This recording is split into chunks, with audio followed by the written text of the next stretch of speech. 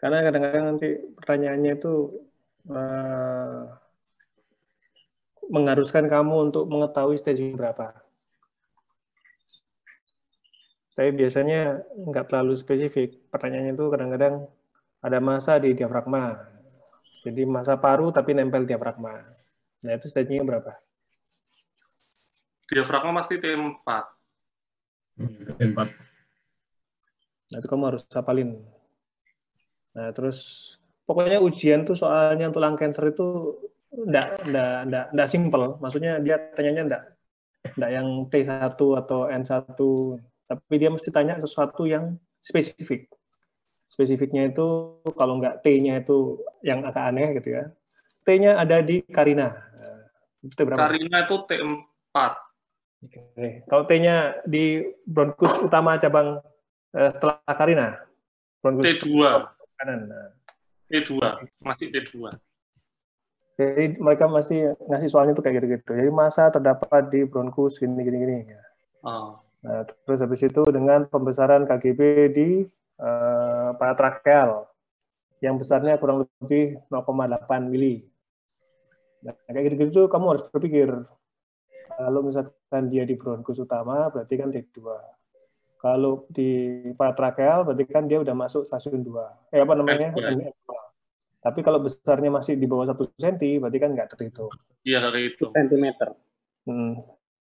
Kalau subsentimeter tuh nggak dihitung sebagai N. Dikatakan N-nya positif itu adalah kalau dia 1 cm minimal. Di atas 1 cm berarti? Di atas 1 cm baru itu bisa bermakna sebagai positif atau N-nya N2. Jadi staging ini wajib ya. Jadi kamu harus tahu yang namanya staging ini. Harus dihafalkan, hafal mati ini. Kamu harus tahu yang dipakai yang 8 ya. Staging yang 8. Terus, nah ini penanda-penanda T ini nggak cuma ukuran ya. Nah kalau dulu ada perbedaan antara yang dia tuh jarak 2 cm atau kurang 2 cm dari Karina. Kalau sekarang nggak ada, semuanya sama. Bronkus utama itu N2, T2. Jadi nggak dibedakan lagi yang dekat dengan Karina. Kalau dulu itu T3, kalau sekarang tetap sama. Kalau udah kena Karina, maka udah masuk T4. Jadi hal-hal T itu nggak cuma sekedar size, tapi T itu juga ada suatu karakteristik tertentu. Yaitu yang kamu harus hafalkan ya. Contohnya ya tadi itu, kalau misalkan yang paling sering kalau misalkan mereka tanya itu adalah diafragma. Nah, terus nanti karena berhubungan dengan tindakan pembedahannya. Kalau misalkan dia udah masuk diafragma, kena diafragma, terus nanti membedakan gimana, apakah mau operasi atau enggak. Gitu. Nah, ukuran-ukuran kamu sekitar hafalkan aja, tapi saya kok nggak yakin bahwa ini akan ditanyakan. Yang ditanyakan itu yang kas-kas seperti ini, yang dia nempel di bronkus. Nah, kayak gini nih ya. Ini dulu kan kalau staging yang 7 itu dia diukur kalau jarak dari Karina 2 cm, lebih dari 2 cm, artinya semakin jauh dari Karina, dia T2.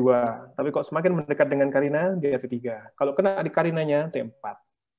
Nah, itu dulu. Tapi sekarang enggak. Mau dia 2 cm lebih atau 2 cm kurang, itu T2. Kalau dia di Karina, udah namanya T4. Itu terus, nah T3 ini adalah perbatasan. T3 ini yang kamu harus hafalkan. Kalau dia udah kena phrenic itu atau perikardium itu T3. Kena dinding dada T3. Kalau dia sudah ada 1 lobus itu ada 2 nodul T3. Hal-hal yang khusus-khusus begini yang kamu hafalkan.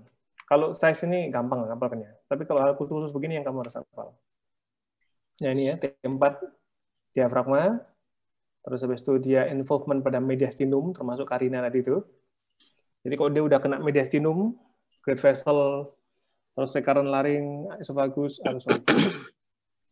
nah itu udah masuk ke T4. Atau size-nya besar, di atas 7 cm. Itu masuk kategori T4. Atau dia kecil tapi diafragma. Nah itu T4. Atau dia satu hemitorak tapi beda lobus. Ya, nggak harus superior inferior. Kalau misalkan dia superior medial, itu masuk T4. Pokoknya beda lobus. Terus ini nggak usah. Nah, N-nya tetap, N itu nggak ada perbedaan antara staging yang 7 sama staging yang 8, sama aja. Ngapalkan juga gampang ya. N1 tuh dia di atasnya 10. 10, 11, 12, 13, 14 itu N1. Terus mundur ke belakang, 9, 8, 7, 6, 5, 4, 3, 2, nah itu masuk N2. Kalau N3, dia udah nyebrang, udah di luarnya toraks. Kalau supraclavicula, atau coli, atau contralateral, itu udah masuk kategori yang N3. Atau dia di parabronkial, tapi di seberang, kontralateral. Nah, itu masuk kategori N3. Ya, hati-hati, kadang-kadang terjebak oleh pertanyaannya penguji. Jadi dia bilang massa di lobus superior, ada gambarnya gitu ya. Terus dia ngasih keterangan bahwa didapatkan pembesaran KGB di peribronkial. Nah, pikirnya kita kan N1, tapi kontralateral. Ada kata-kata kontralateral. Berarti dia udah N3. Nah, kalau N3 gimana sikapnya? Kalau misalkan massa resectable, tapi N-nya 3. Tindakanmu apa? Itu kan berarti dia stadium 3B. 3B berarti, Dok. Kalau 3B 3B 3A. 3B non-surgical. Bukan. Kalau 3B dilakukan? 3B itu harus adjuvan. Neoadjuvan. Neoadjuvan dulu. Induction atau induksi kemoterapi atau neoadjuvan kemoterapi. Setelah itu dievaluasi lagi. Kalau KGB-nya itu mengecil atau sedang, maka kamu boleh operasi. Tapi kalau tetap N3, ya nggak boleh operasi. Jadi kalau stadium 3A itu kamu bisa operasi, stadium 3B itu biasanya harus induksi kemoterapi. Biasanya pada pasien-pasien dengan N2. N2 disease itu pasti harus dilakukan neoadjuvan. Jadi kalau misalkan kamu dapat soal yang N2-nya 1 cm lebih, yang 2, 3, 4, 5, 6, 7, 8, 9 itu 1 cm lebih atau confirm positif, maka dia harus dilakukan suatu neoadjuvan kemoterapi dulu. Baru setelah itu dievaluasi, kalau memang dia sudah hilang atau mengecil, baru membesar. Baru operasi. Nah, melakukan evaluasinya gimana? Evaluasinya bisa dua hal. Yang pertama adalah menggunakan CT scan ulang, atau kamu melakukan suatu mediastinskopi. Ya. FAMLA, video assisted mediastinskopi. Jadi dia diambil KGB mediastinumnya, baik itu melalui alat yang lewat transcervical atau yang lewat VATS Chamberlain. Ya, khusus untuk mengambil mediastinum. Chamberlain itu kalau mediastinum tumor. 56 ya, Dok ya. Ini kan KGB. Kalau 56 itu dari kiri ya. Yang punya 56 itu cuma kiri ya, karena enggak cuma kiri. Iya. AP ya. Region. Karena dia dekat dengan aorta sama AP. Nah, terus ini ya, N. Ini N gampang. N ngapalkan N itu gampang. Pokoknya 10, 11, 12, 13, 14 itu pasti N1. Kalau misalkan 2 sampai 9 itu N2, di luarnya itu semua N3. Terus kalau M ini bedanya adalah ini ada M1A, B sama C. Kalau dulu kan cuma 1A, 1B. Bedanya cuma BC-nya itu. Kalau single ekstratorasik itu sekarang jadinya 1B. Kalau dulu yang staging 7 itu mau dia single, mau dia multiple itu sama 1B. Kalau sekarang dibagi lagi. Karena katanya berbeda. Survivalnya antara yang M1B sama M1C. Nah, ini M ya.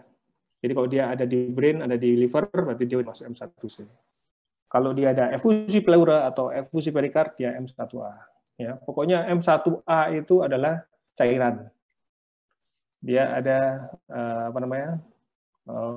malignant pleural efusi atau perikardial efusi. Atau dia ada nodul yang di seberang. Jadi lobus superior kanan ada tumor, terus ada tumor lagi di lobus superior kiri. Nah, itu dia masuk M1A. Nah, terus nggak usah. Nah, ini batasan yang harus kamu tahu ya. Kita operasi, ya pasti operasi itu adalah kalau yang warnanya hijau sama kuning. hijau, kuning, sama coklat. Ya. Jadi 1, 2, 1A, 1B, 2A, 2B, ini pasti operasi. Nah, 3A itu semuanya tergantung dari MDT. Jadi stadium 3 itu kamu harus diskusikan dengan MDT. 3A yang N1 itu tergantung dari kemampuan kamu melakukan rekonstruksi. Ya, 3A itu kan biasanya T-nya T4. Kalau nggak dia di diafragma, dia di perikardium, dia di toraks, gitu ya. Selama kamu bisa melakukan rekonstruksi dan kamu bisa melakukan R0, ya, eksisi tumor sampai dia harusnya R0, target kita adalah R0 seharusnya. Maka kamu bisa melakukan. Tapi kalau misalkan kamu nggak bisa, ya mungkin bisa melakukan suatu induction chemoterapi atau neoadjuvan untuk mengecilkan tumor.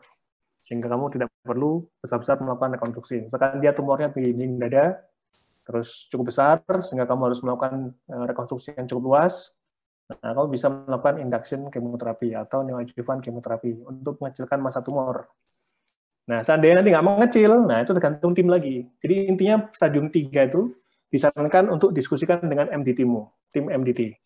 Itu ada di literaturnya, ada di guideline, ada di recommendation-nya. Jadi kalau memang dia stadium 3 itu kamu harus diskusikan apakah dia itu masih bisa untuk operasi atau harus kemo dulu atau benar-benar nggak bisa dioperasi. Nah, kalau udah stadium 4 ya nggak bisa ya. Stadium 4 tuh kita perannya lebih ke arah paliatif. Hanya open biopsi atau melakukan pemasangan IPC atau masang drain atau masang pigtail yang sifatnya bukan kuratif tapi hanya paliatif. Kalau 1 sama 2 ini sifatnya adalah kuratif dan target operasi selalu R0. Tidak pernah ada di dalam lung cancer, dalam kamus lung cancer itu debulking surgery, tidak ada. Kalau di mediastinum tumor ada. Tujuannya adalah mengurangi penekanan tumor. Tapi kalau pada lung cancer, nggak bisa kamu melakukan satu debulking surgery.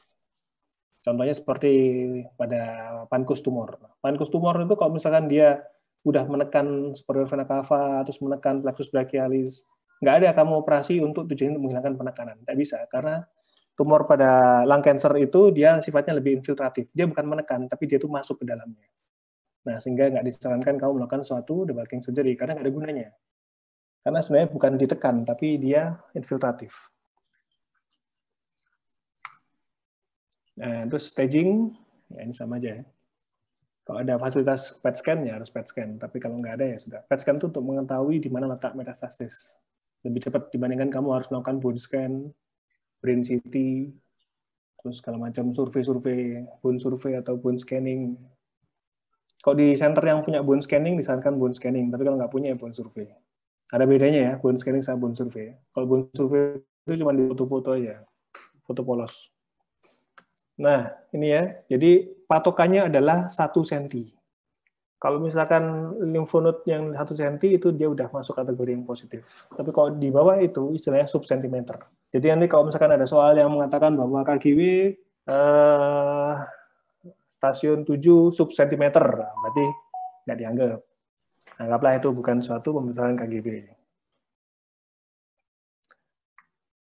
Terus ini nggak usah. Ini alurnya ini. Kalau di rumah sakit kita kan semuanya harus melalui MDT. Ini udah pasti. Tapi kalau misalkan kamu dapat tumor yang dia itu early stage, ya itu bisa langsung operasi tanpa harus diskusi dengan MDT. Silahkan. Contohnya kayak gini. Nanti ini bahasanya lebih pas di solid pulmonary nodule. Yang hari apa ya? Hari Sabtu atau Minggu lupa saya. Terus ini nggak usah. Ini untuk yang nanti nggak usah. Nah, ini tak kasih garis nih. Nah, tik. Nah, ini batasan yang kamu bisa operasi itu yang hanya ini. Jadi yang di sisi dalam kotak itu yang kamu bisa operasi, yang aman untuk kamu melakukan operasi. Kalau yang sisi luar kotak itu kamu harus penuh perhitungan ya, diskusikan dengan tim. Terus ya nih, memang yang paling tricky itu adalah stage 3 atau perbatasan. Jadi kalau stadium 4 udah pasti nggak operasi, stadium 1-2 pasti operasi, stadium 3 tergantung kamu, tergantung tim. Bagaimana? Dan ini yang saya pernah ngomong waktu itu ya. Nah ini dibagi menjadi ini. Jadi, nah ini yang 3A, ini yang 3B, ini yang 3C. 3B, 3C, lupakan. Mungkin kamu, bukan lupakan, sorry. Kemoterapi induksi atau neoadjuvan, sedangkan kalau 3A, kalau misalkan N-nya 1 atau N-nya 0, bisa kamu operasi. Biasanya contohnya yang ini adalah tumornya yang mengenai diafragma, tumornya mengenai chest wall, atau mediastinum, phrenic nerve, atau apapun itu, tapi N-nya 1. Tapi kok dia T1, T2, tapi N-nya 2, nah ini kamu harus melakukan suatu induction chemoterapi. Tapi ini semua berdasarkan dari hasil tumor board atau MDT. Kalau misalkan contohnya, ini kan T1, T2 ini kan berarti tumornya kecil ya, misalkan T1, tapi N-nya 2. Berarti kan tumornya resectable. Tapi N-nya 2. Nah, kamu harus melihat, di literatur dikatakan kalau dia satu sisi, ya pasti satu sisi ya. Kalau dia kontrateral pasti N3. Kalau maksudnya dia tercapai oleh lapangan operasi kamu dan kamu bisa mengambil itu, maka disarankan dia untuk operasi. Diperbolehkan untuk operasi. Itu level rekomendasinya 2A. Tapi kalau misalkan kamu bersedia melakukan satu induksi kemoterapi, ya nggak apa-apa. Itu bisa juga. Jadi memang itu tergantung keputusan tim, keputusan bersama. Tumornya kecil, resectable, tapi N-nya 2. Selama dia ada di lingkungan, nanti pada waktu operasi kamu bisa mengambil N2 itu, misalkan dia subkarina ya, kamu bisa mengambil N2 itu, bisa mengambil stasiun 7 itu, maka nggak apa-apa kamu operasi. Tapi kalau misalkan kamu kira-kira kesulitan karena masanya KGB-nya itu limfadenopatinya cukup besar dan dia tuh sulit kiranya untuk mengambil, nah kamu disarankan untuk melakukan satu induction chemoterapi. Ya di situ. Walaupun tumornya resectable, tapi nanti kalau misalkan kamu tidak bisa mengambil KGB-nya, maka kamu akan meninggalkan tumor, meninggalkan suatu masa. Jadi bukan R0 lagi kamu operasi. Dan kamu harus tahu bahwa ya kita semua sepakat bahwa operasi lobektomi pada lung cancer itu harus dan wajib dilakukan lymph node dissection.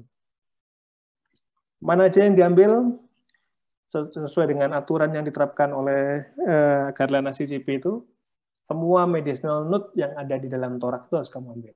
2, 3, 4, 7, 8, 9. Ya, kalau di kiri ada 5, 6.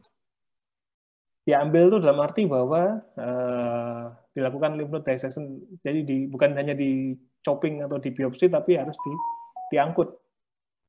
Terutama kalau dia besar atau lebih dari 1 cm atau dia positif, kamu wajib. Tapi kalau misalkan dia N0, misalkan ya, tapi pada waktu Duranto kamu melihat ada KGB yang besar, nah itu kamu wajib ambil. Kalau misalkan N0 tapi kamu nggak menemukan KGB yang besar, ya kamu cukup melakukan chopping aja atau biopsi KGB aja boleh. Yang tadi saya bilang lagi, T3, T4, nggak usah. Ada beberapa hal yang penting-penting yang harus kamu ketahui itu yang hal-hal khusus. Nah, oh bukan. Ini tadi, oke.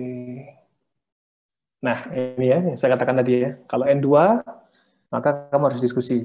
Dan tergantung dari resektabilitas dari KGB-nya. Kalau KGB-nya bisa diambil, ya silakan. Biasanya tim memutuskan karena masanya kecil bisa diambil, terus kamu sekalian ngangkut KGB-nya yang N2 tadi itu, yang di subkarina atau di paratrakea atau peraorta.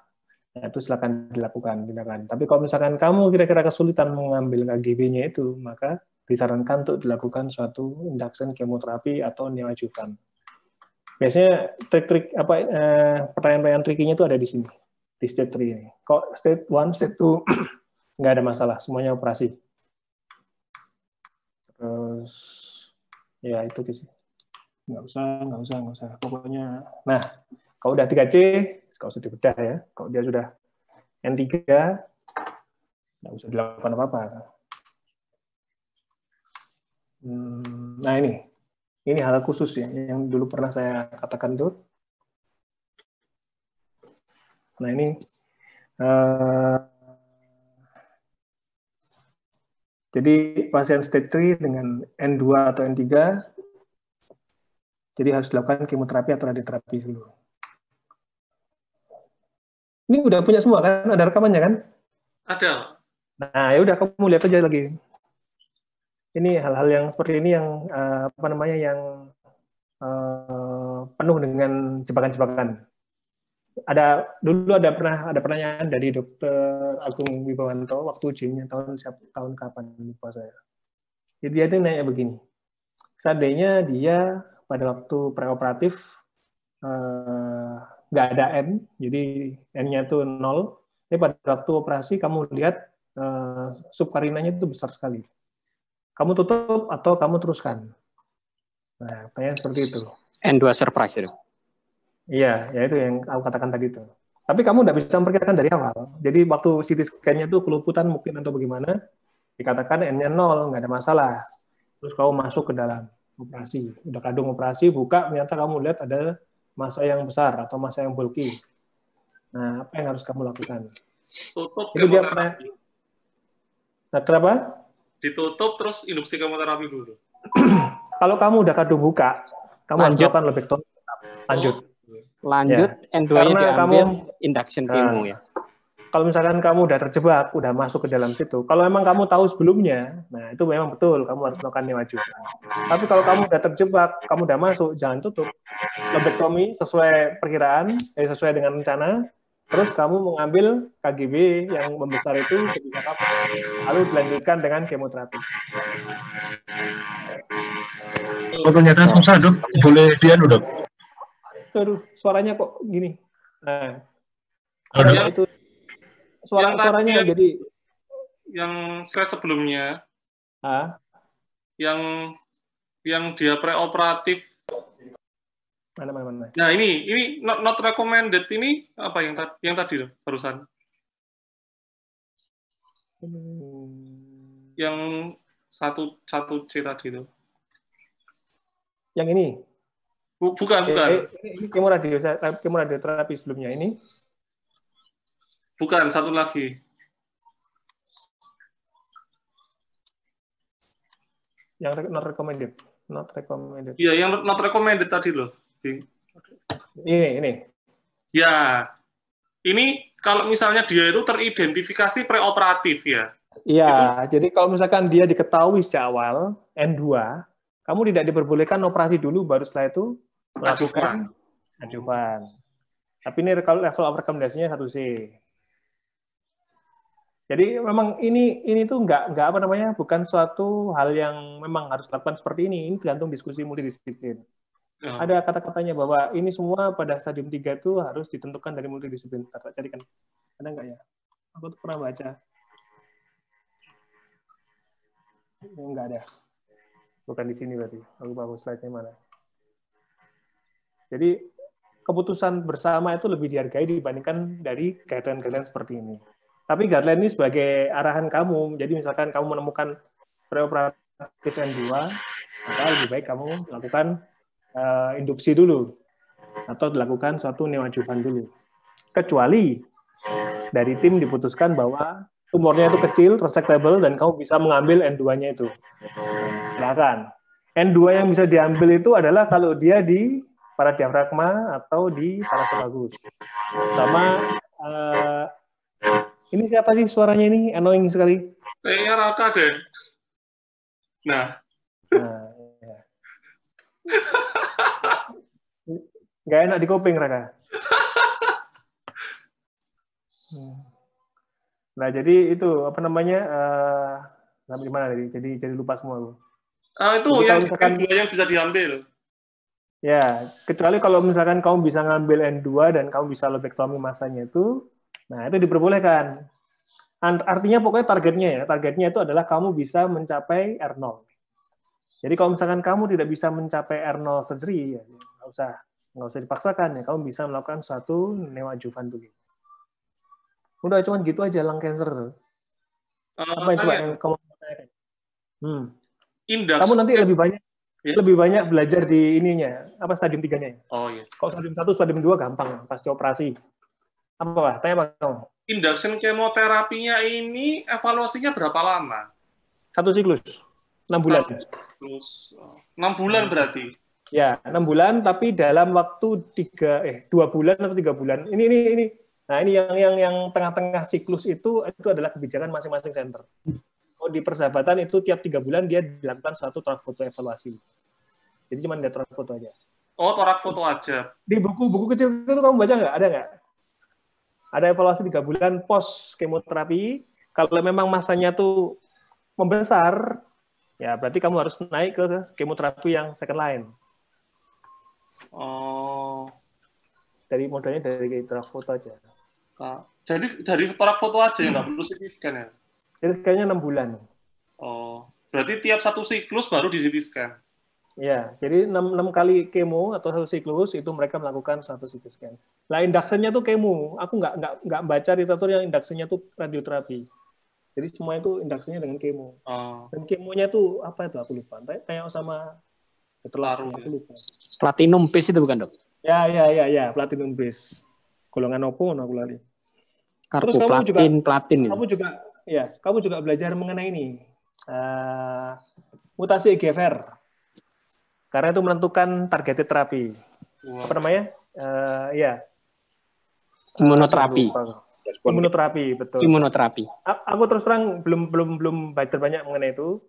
Jadi sekarang trennya adalah semua lung cancer itu dilihat EGFR positif, mutasi positif atau negatif. Jadi itu untuk menentukan nanti target terapi.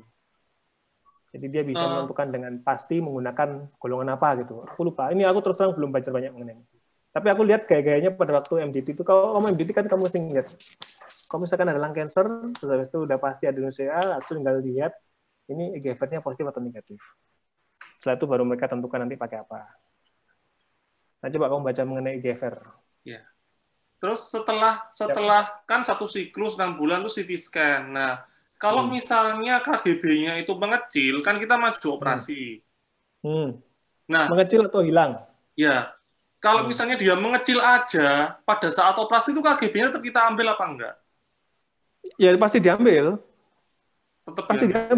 Pasti diambil. Jadi, kamu setting operasi yang saya katakan tadi, setting operasi itu N0, N1, atau N2, ya kalau N2 kan berarti induksi dulu kan. Tapi setting operasi N0, N1, tetap kamu harus melakukan suatu lymph node dissection. Dan kalau orangnya jago, ya kalau misalkan di luar negeri itu yang jago-jago tuh dia bisa ngambil sampai blusuk-blusuk sampai dapatnya tuh KGB-nya gede-gede gitu. Nah, itu memang seharusnya begitu. Tapi guru yang dari India namanya Ali Zamir Khan itu dia bilang bahwa kamu melakukan hal seperti itu kalau misalkan kamu sudah expert sekali melakukan suatu lymph node dissection. Karena kalau misalkan kamu ngawur melakukan hal seperti itu, kamu bisa mencederai yang enggak. Kamu bisa mencederai esophagus, kamu bisa mencederai aorta, kamu bisa mencederai yang enggak ductus thoracikus, sehingga kamu memberikan suatu komplikasi. Nah, kalau dia bilang, kamu ambil aja KGB yang warnanya hitam. Karena kalau lymph node dissection yang dilakukan oleh guru saya, Kim Kwan Min di Korea tuh, dia tuh bisa ngambil lymph node yang warna hitam sama lemak-lemak di bawahnya itu keambil semua. Luar biasa. Jadi bisa kayak kopong gitu dalamnya itu. Terus dikasih sudisel sama dia di situ. Nah, dia bilang komentarnya si Ali Zamir Khan itu dia bilang kalau kamu udah jago silakan, emang harusnya seperti itu. Tapi kalau misalkan kamu masih nggak jago, daripada kamu bikin suatu morbiditas, ya kamu ambil aja bagian yang hitam itu. Lagi yang warna hitam itu kamu angkut aja. Jadi yang lemak-lemak di bawahnya nggak usah.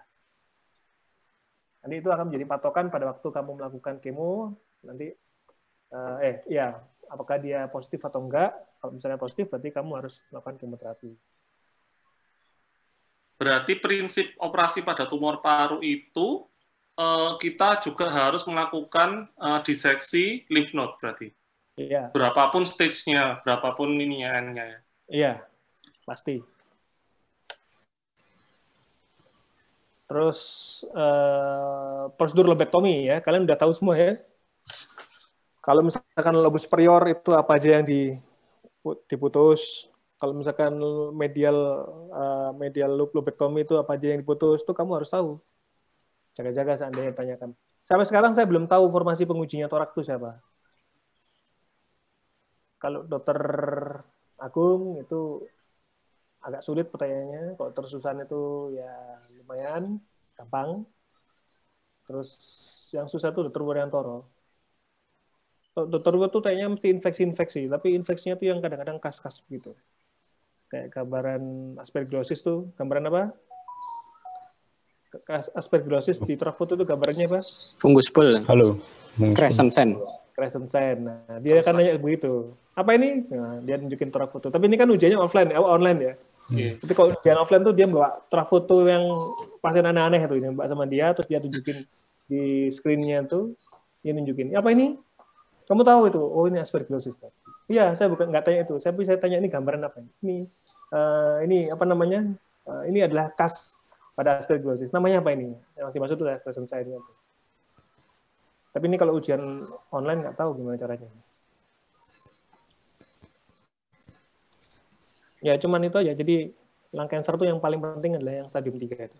Jadi, dan memang di UTI-nya di N2 N2-nya.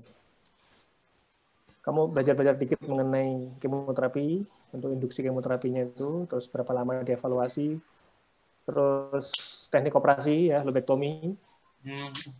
Ya saya tanyain lobektomi superior, oke. Lobektomi superior itu kamu akan berhadapan dengan berapa pembuluh darah. Nah, kamu harus tahu tuh. Pembuluh darah cabang pulmonarisnya ada berapa, terus venanya ada berapa, terus bronkusnya itu yang ada berapa. Belum pernah ada yang nanya segmen. Kalau misalkan tanya segmentektomi, wah pusat kamu. Ada berapa B di situ kan? Banyak B1, B2, B3, apico posterior. B4, B5, lingula. Kayak gitu-gitu tuh kamu ditanyain ya, mewek kamu. Tapi selama ini belum ada yang tanya kayak gitu. Dan aku nggak mungkin tanya. Misalkan aku disuruh jadi penguji, aku nggak akan tanya. Soalnya aku sendiri nggak hafal. Pokoknya aku nggak akan tanya di mana yang aku juga nggak bisa jawab. Dok, tanya dok. Apa? Kalau perannya VPI itu di mana dok? Dalam staging dok? Visceral VPI pleural invasion. Ya, dia PL0 sampai PL4 itu loh dok. Iya, dia penanda T2. Oh, penanda T2. Jadi kalau misalkan dia PL dikatakan dia positif T2 itu adalah kalau dia PL sudah melewati parietal pleura. Jadi dia sudah PL4. ada enggak, PL sebentar, aku lupa. Man. Itu padahal tuh risetku sendiri loh. Aku tapi nggak pernah baca. PL apa ya? Aku nggak tahu. Ya, ada VPI. Kamu baca di itu juga di risetku yang ada di Annal Thoracic Surgery itu. Oh. Aku bikin penelitian mengenai VPI. Kamu ketik kata kunci VPI atau ketik nama aku, nanti kamu akan nemukan itu. Oh iya. Jadi dok. VPI itu penandanya T2. VPI. Ya. Visceral pleural invasion. Oh. Nah. Jadi maksudnya begini. Adanya suatu tumor yang dia itu menembus paru, terus habis itu dibuktikan dengan cairan efusinya itu positif, suatu sitologi selnya adalah tumor, maka itu adalah VPI positif. Maksudnya begitu. Nah, jadi kalau misalkan dia sudah nembus pleura, nah itu yang dikatakan positif. Kalau dia masih belum nembus pleura parietalis, dia masih di dalam. Jadi VPI itu dibagi-bagi. Ada yang dia itu masih di visceral pleura, ada yang dia nembus parietal pleura, ada yang dia itu di membrana basalis atau apa lupa. Nah, itu dibagi-bagi. Biasanya dia yang positif itu adalah kalau misalkan dia sudah menembus pleura parietalis atau dia sudah nampak parenchyma dippling atau dia nampak menonjol. Nah, itu dia udah PL berapa ya? PL3 atau PL4 aku lupa. Kok baca di situ aja lah, nanti tak tunjukin. Lupa aku. Nah, itu penanda T2. Kalau udah seperti itu, maka dia T2. Walaupun tumornya kecil, tapi kalau dia sudah masuk di VPI, maka dia masuk T2. Ya cuma begitu aja.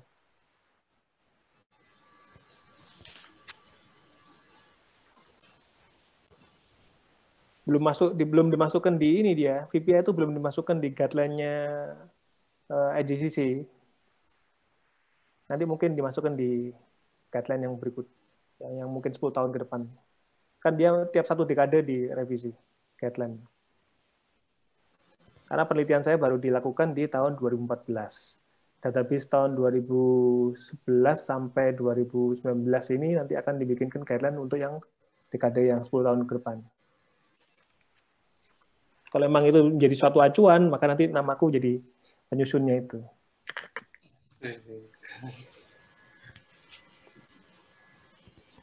Oke. Apalagi tanya, Raka tanya. Ya, dok. Tapi kamu jangan ngasih suara yang aneh-aneh. Enggak, sudah nggak bunyi ya dok? Kamu nanti kalau ujian jangan ada suara kayak gitu loh Raka. Iya dok, ini saya pakai earphone aja. Ya itu mengganggu sekali. Nanti takutnya pengujinya bad mood. Tapi ujian nanti kan di kantor ya? Di kantor. Ya, saya belum tahu nanti setting ujiannya kayak apa. Ini baru dirapatkan nanti minggu depan. Dok, mau tanya tadi dok, yang N2 disease yang surprise tadi waktu kita tahunya baru di Ground Up, itu kalau kita nyata N2-nya besar, di karina itu besar dan nyata lengket, dan kita nggak bisa mengeluarkan semua, nggak masalah betul. Soalnya kan prinsipnya awal kan harusnya dibuang semuanya sampai bersih R0 kan dok.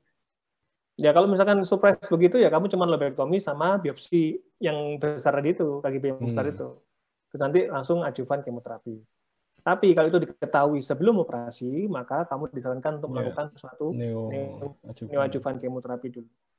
Pokoknya kalau kamu menemukan N2 disease, itu biasanya neoadjuvan kemoterapi.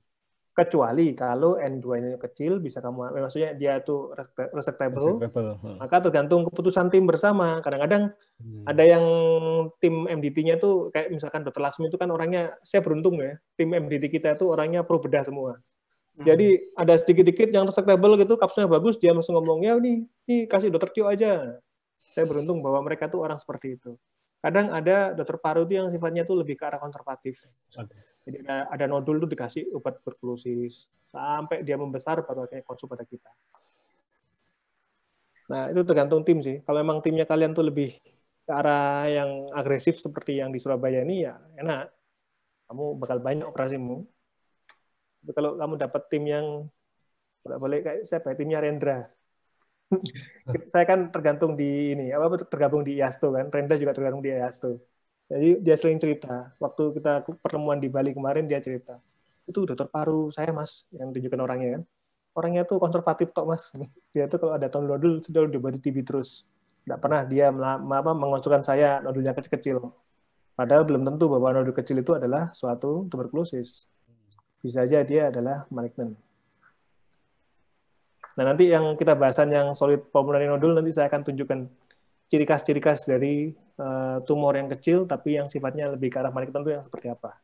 Kayak misalkan regularitasnya atau ukuran tumornya, terus bentukannya yang irreguler, terus menyengat kontrasnya bagaimana, itu nanti ada. Nanti bahasan tersendiri itu karena agak panjang. Terus apa lagi? Ini nyenggol pulmonary function test ini. Kalau stair climbing itu sebenarnya satu flag itu berapa steps ya? Kok saya lihat kok ada yang 20, ada yang 10 gitu. Dikatakan 22 patokannya itu. 22 steps. Ya, 22 step. Batasannya itu 22. Nah, nanti pada waktu dia udah melewati 22 itu ada desaturasi lebih dari 4%. Nah, itu signifikan. Atau shuttle walk test yang jaraknya 9 meter ya, kalau saya lupa. 9 meter. Terus ya, dia muter-muter berapa kali itu? 200. Pokoknya dia harus muter 250 meter kalau nggak salah. Nah, itu kalau setelah melewati batas itu yang diajuin, yang diajukan itu dia mengalami desaturasi, maka itu masuk kategori yang high risk. Terus kalau misalnya dalam kasus tumor paru ini kita dapat kasus yang dia itu resectable, tapi pulmonary function test-nya dia nggak mendukung untuk misalnya harusnya sih dia bisa misalnya lobektomi harusnya, tapi ternyata pulmonary function test-nya nggak mendukung dia untuk lobektomi, itu gimana? Ya itu apa yang nggak mendukung? Coba sebutin. Misalnya dia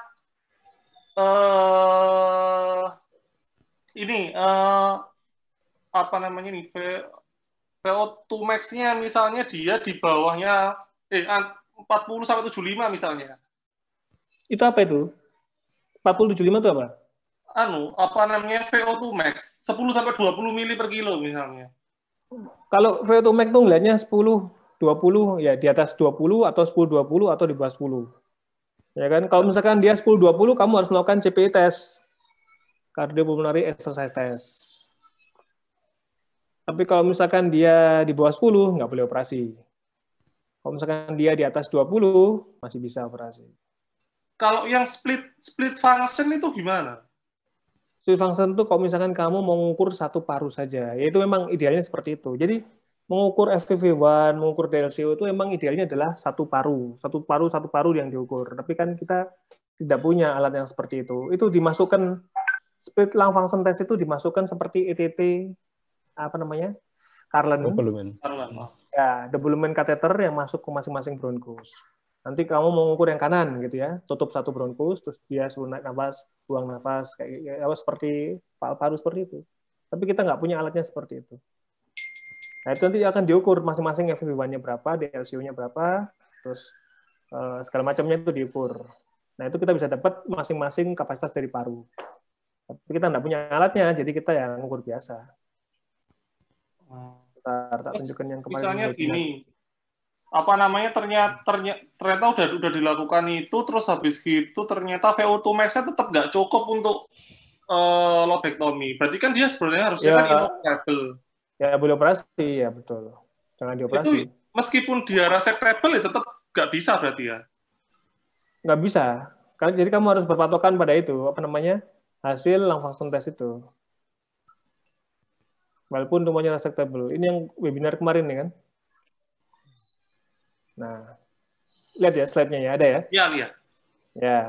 Jadi, nah ini loh. Ini yang harus kamu pegang prinsip ini. Jadi semua pembedahan yang kamu lakukan itu intinya pasien harus hidup. Kamu bisa ngambil tumornya tapi pasiennya mati ya percuma. Kamu tahu kan waktu Tamar itu kita operasi, ya. Itu terus terang begitu dia ngendon di ICU gitu lama itu aku menyesal. Ngapain tak operasi?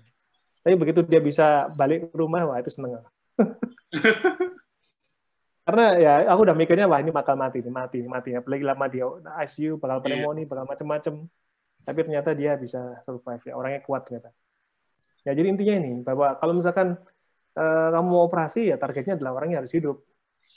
Nggak ada gunanya kalau misalkan kamu operasi orang yang mati. Kamu bisa ngambil tumornya, tapi orangnya mati ya percuma. Dan semua risiko tuh yang ngalami pasiennya, bukan kamu.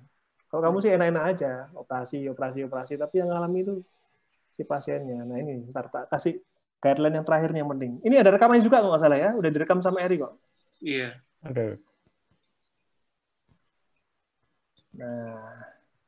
Nah, jadi semua pasien yang akan dilakukan pembedahan itu nomor 1 adalah dilakukan penghitungan thoracic revised cardiac risk index. Nah, ini secara literatur harusnya begitu. Harus dipastikan bahwa pasien ini ada masalah dengan jantung atau enggak. Nah, kalau misalkan dengan pemeriksaan seperti ini ya, dari ECG macam-macam, terus dia itu bisa naik tangga, kuat apa enggak. Begitu dia ada masalah dengan itu, maka kamu harus konsultasi ke bagian jantung. Perlu nggak dilakukan echo atau dilakukan kateterisasi segala macam. Paru-paru itu nomor 2, jantung nomor 1. Jadi kalau misalkan ada masalah dengan jantung, jalannya ke arah jantung dulu.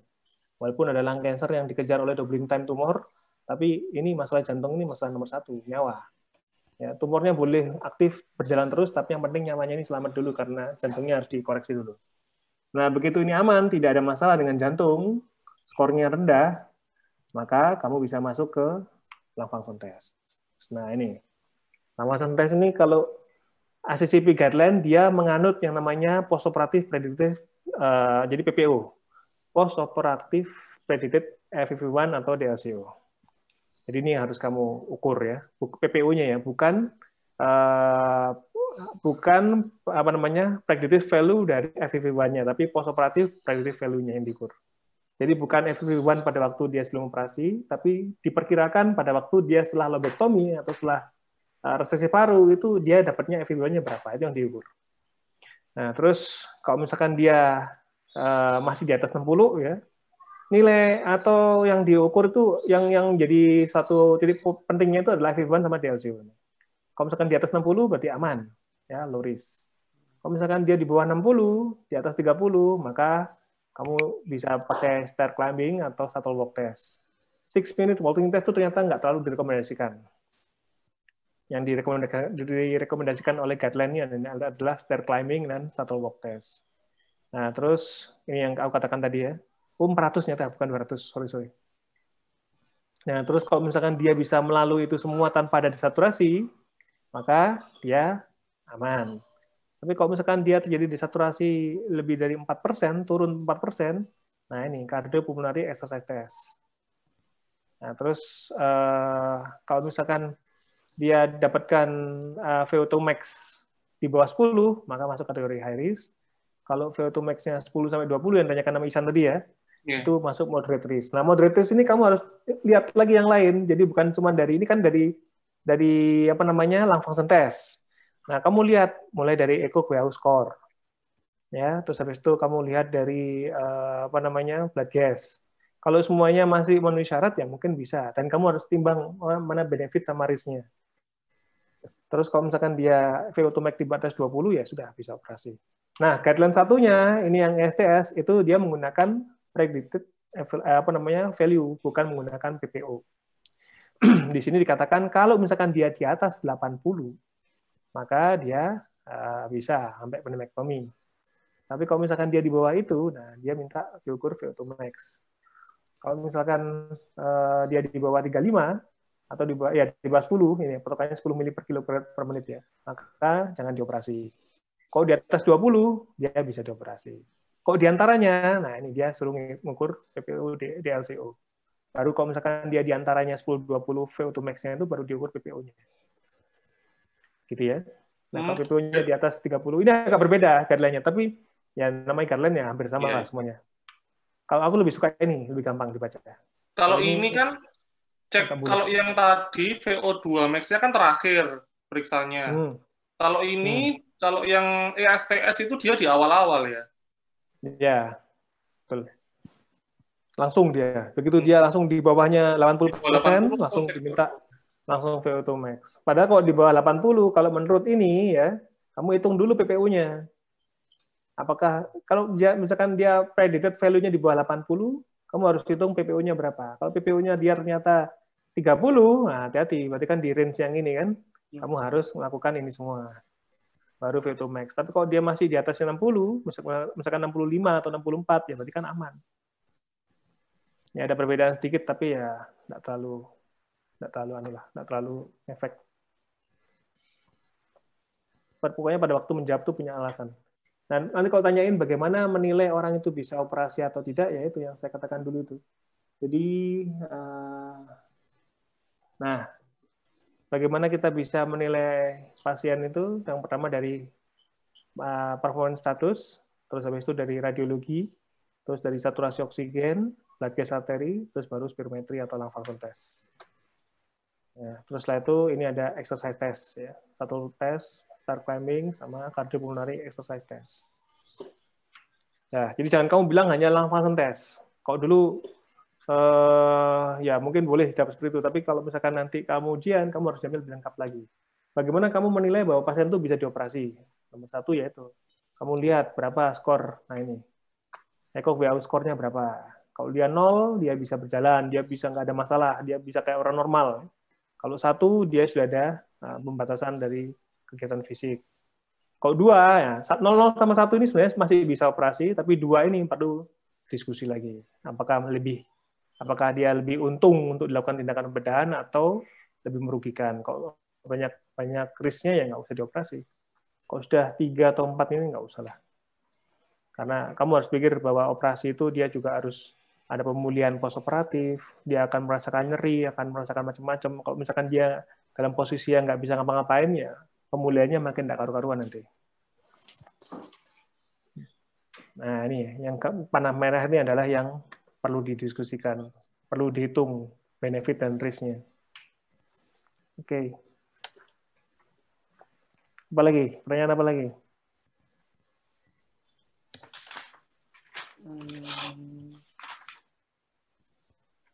Yang selain yang ujian boleh nanya, siapa ini?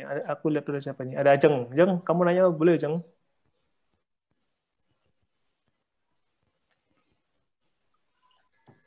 Ini yang ikut ada berapa orang? Banyak kok, ini 32. Ya masih izin tanya dokter, izin dok. Masih 32, PPDS kita 50 berapa? 52, 54. Nah, terus 20 orang lagi kemana? Udah pada pinter.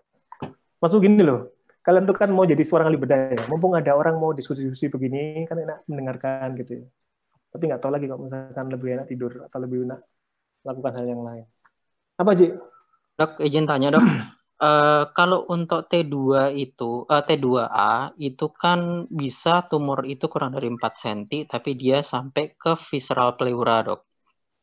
Kemudian kalau T3 itu kan sampai ke parietal pleura. Untuk preoperatif, gimana cara kita membedakan antara itu visceral atau? Bentar. Kalau T3 itu bukan parietal pleura. Kalau parietal pleura itu masuk T2 masih. Jadi VPI positif itu, ini yang dimaksud VPI. Kalau VPI positif itu dia masuk T2. Jadi kalau dia tembus parietal itu masih masuk kategori VPI. Kalau dia kena ke dinding dada, dia kena ke mana? Apa tadi lupa sebenarnya. Apa ya Pak? Yang T3 tadi lupa. Perikard, ya, phrenic nerve sama ya itu maka kamu bukan diafragma T4. Nah, kalau dia sudah kena dinding dada, terus dia udah kena phrenic nerve, nah itu udah masuk kategori yang T3. Tapi kalau dia tembus parietal pleura aja, dia masih T2. Ya, jadi tembus parietal pleura itu contohnya seperti ada parenchyma dimpling. Jadi dia masuk ke dalam. Sama kayak misalkan kamu lihat Cik Mama yang skin dimpling. Itu preoperatif kita bisa lihat dari mana, Dok? Nggak bisa, Dok. Dan kalau itu kan perbedaannya nanti di staging, Dok. Stagingnya 2B sama 3A. Duranto up kalau kita awalnya 2B kemudian ternyata 3A, Dok. Itu tetap dilanjutkan, Dok? Tetap. Jadi gini, kamu ada yang namanya istilah clinical staging, ada namanya pathological staging. Pada waktu kamu berangkat operasi itu namanya clinical staging. Begitu kamu selesai operasi, kamu bisa menentukan pathological staging. Diperkuat lagi dengan hasil PA-nya nanti. Jadi yang dipakai acuan kemoterapi itu adalah pathological staging, bukan clinical staging. Jadi mereka akan melihat KGB-nya itu positif di mana aja untuk menentukan di mana letak N-nya. Kalau misalkan kamu ngambil 7, 8, 9 gitu ya, dan itu positif, maka N2. Yang awalnya mungkin N1, sekarang jadi N2. Izin satu lagi, Dok, tanya, Dok. Untuk lung cancer ini ada tempat untuk frescope nggak, Dok?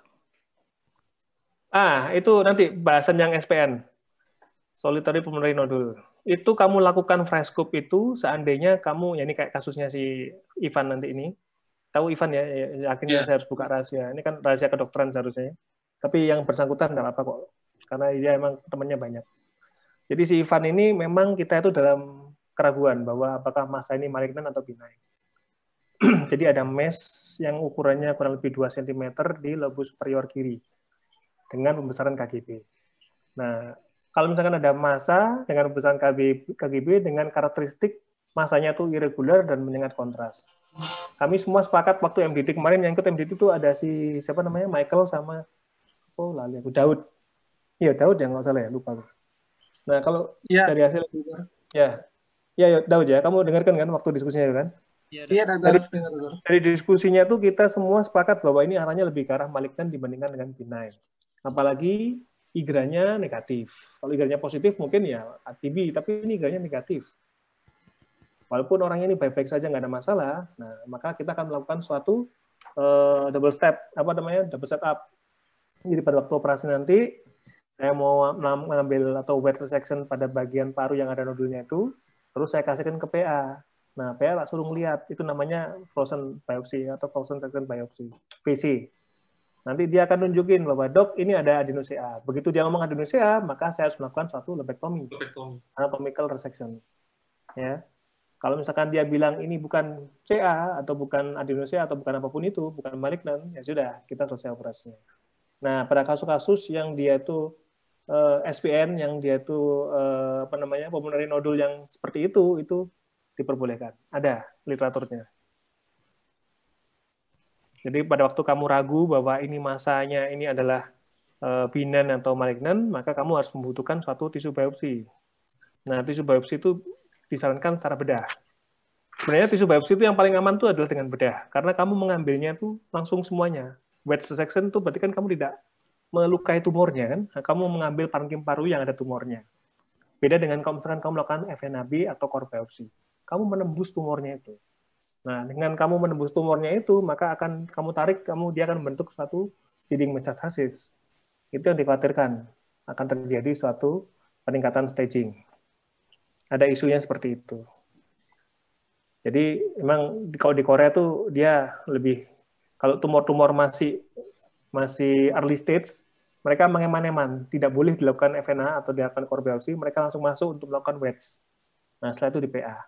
Sering sekali saya bilang. Iya, karena mereka sangat menghargai sekali yang namanya tumor itu. Tumor itu pokoknya nggak boleh dicederai. Mereka baru melakukan FNAB atau core itu pada waktu tumornya sudah unresectable atau tumornya sudah stadiumnya sudah tinggi. Jadi kalau tumornya sudah T4 atau dia udah ada M atau N-nya udah N3, nah mereka baru melakukan suatu biopsi. Karena nggak ada gunanya dia mengeman-ngeman tumornya gitu kan nggak ada.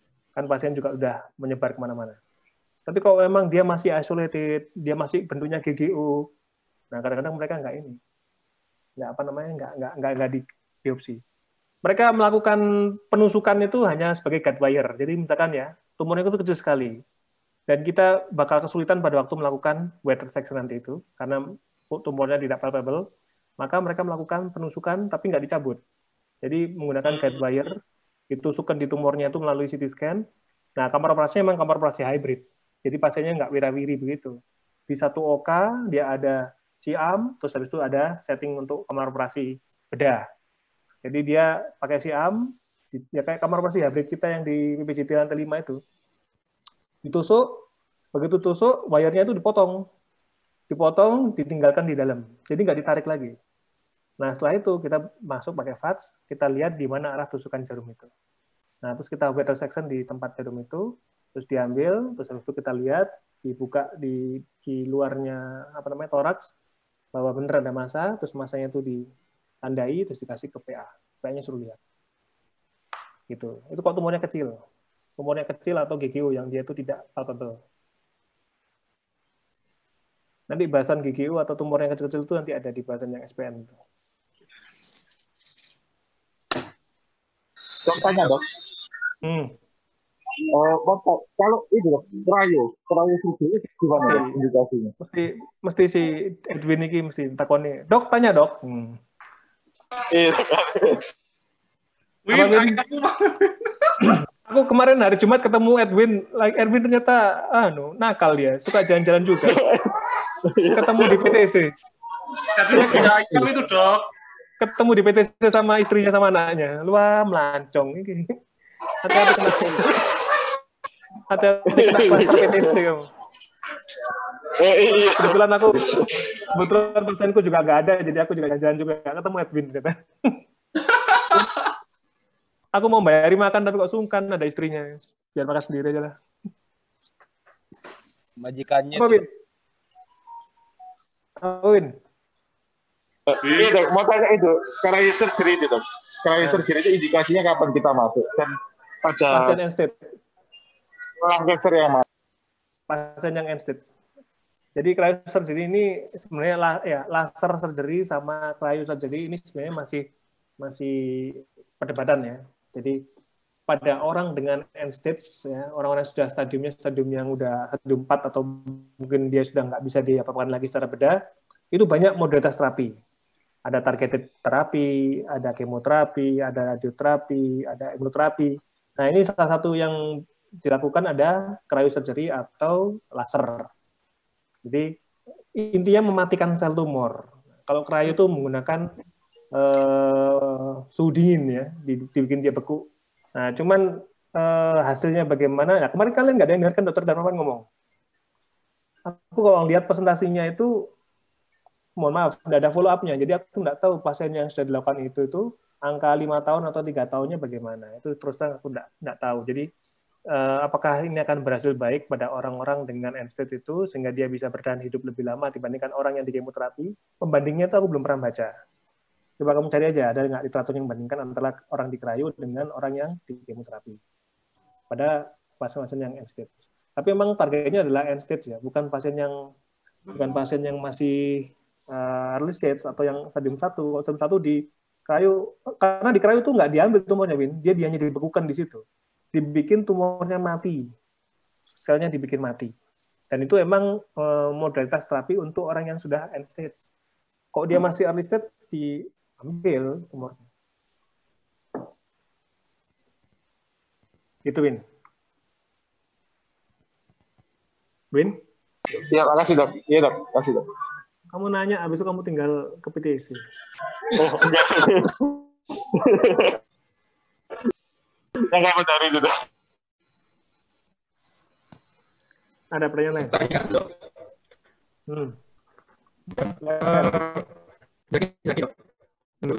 Iya. Tapi suaramu putus-putus, Ki. Gak jelas, Ki. Putus dok.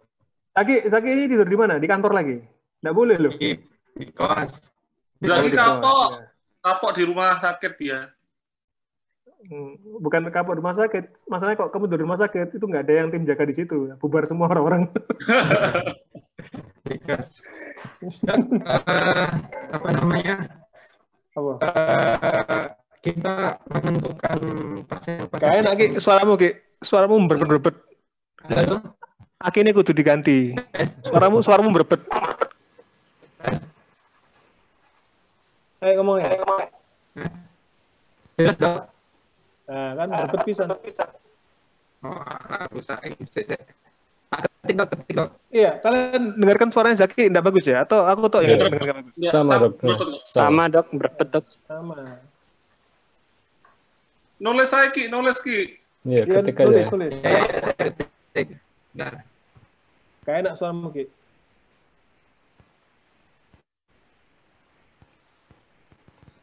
Tadi wajahnya tadi gundul.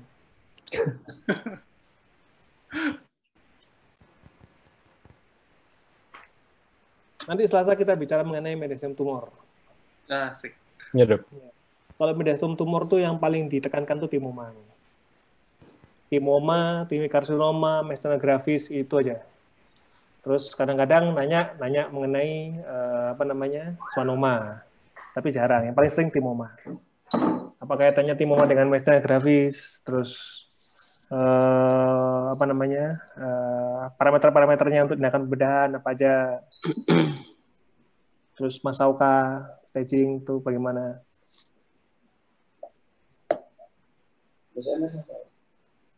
Wis, Zaki takon apa Zaki? Kawan ini chatnya. Apa semua pasien CA paru kita bokap metastasisnya? Oh iya, maksudnya apa itu? Ya pasti ya. Nek ngono kan guys operasi Ki. Mana ini? Chat.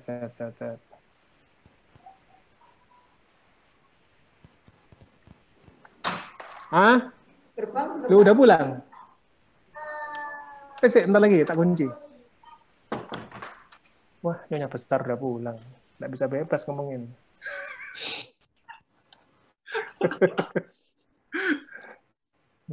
Penguasa rumah. Zaki, apa lihat keluhan? Aku guys, dulu chatnya Zaki. Itu bocoran ini. Di grup chat nggak ada. Oh, ada di chat bawah dok. Oh iya, di bawah dok. Iya. Apa semua pasien CA paru kita bokap metastasisnya? Iya, pasti. Apa lihat keluhan misalnya fisik? Oh ya. Jadi begini. Kalau secara literatur memang harus dilakukan brain CT, harus dilakukan bone survey atau bone scanning. Ya, jadi kalau di luar negeri itu mereka cukup melakukan satu PET scan. Di Jakarta mereka melakukan PET scan. Begitu dia confirm sebagai lung cancer, maka yang berikutnya dilakukan PET scan. Tapi karena kita tidak punya PET scan, maka dilakukan screening satu persatu, mulai dari brain CT, terus abdominal CT, sama bone survey atau bone scanning. Nah, tapi diputuskan di IASTO kita yang di buku itu yang kamu baca itu ada sedikit excuse ya, karena tidak semua center paru di Indonesia itu memiliki MRI atau CT, brain CT atau apapun itu. Jadi mereka hanya melimitasi lagi sampai ada keluhan. Kalau dia ada keluhan sefalgi, maka diperiksa. Kalau ada keluhan tulangnya nggak enak, itu baru diperiksa. Tapi seharusnya, kalau misalkan ditanya bagaimana seharusnya, karena yang namanya penegakan staging itu wajib melakukan semua screening. Jadi kamu harus jawab dengan melakukan PET scan. Kalau misalkan tidak punya PET scan, ya kamu bilang aja bahwa melakukan brain CT. Tapi sebenarnya di luar negeri itu yang disarankan itu bukan brain CT, tapi MRI. Brain MRI. Tapi di IASTO brain CT. Karena nggak semua punya brain MRI, katanya begitu. Jadi kamu apa namanya? Kalau tanyain seharusnya bagaimana ya harusnya PET scan atau kamu lakukan brain CT, terus abdomen USG sama bone survey atau bone scanning. Begitu Ki. Kalau di Sabiston itu kok yang ada kecurigaan aja ya. Ini juga di buku kecilnya kita IASTU itu juga tulis begitu. Kalau ada sepalgi, kamu baru minta brain CT. Kalau misalkan ada nyeri-nyeri tulang, kamu baru minta bone survey. Tapi kalau selama sentermu itu mendukung, ya paling bagus adalah dilakukan PET scan. Kamu harus tahu bahwa benar-benar pasien yang kamu kerjakan itu M0. Karena kalau udah M1 udah ada gunanya. Itu Ki.